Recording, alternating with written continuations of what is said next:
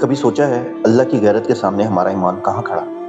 اللہ کے رسول صلی اللہ علیہ وسلم فرماتے ہیں، جبرائیل علیہ السلام نے اللہ سے عرض کیا کہ اے پروردگار، کیا تو اس پوری بستی کو ہلاک کر دے گا؟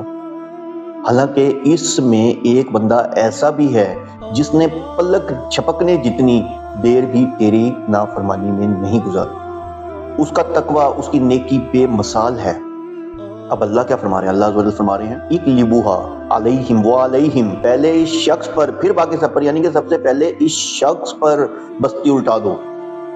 کیوں؟ کیونکہ جب میرے دین کی حرمت ٹوٹتی رہی، میری شریعت کی بے حرمتی ہوتی رہی، ظلم، فحاشی اور گناہ اس کے سامنے پھیلتے رہے، تو اس کے چہرے کا رنگ کبھی نہ بدلا، مگر جب کسی نے اسے ذاتی طور پر گالی دی، اس کا خون چہرے پر آ گیا اور وہ کانپ اٹھا، اپنی عزت کے لیے تڑپ گیا، مگر میرے دین کے لیے ایک لمحہ بھی نہ لرزا۔ یہ ہے وہ ایمان جو صرف تسبیحوں میں نہیں، دل کی دھڑکن اور غیرت کی آگ میں جانچا جاتا ہے۔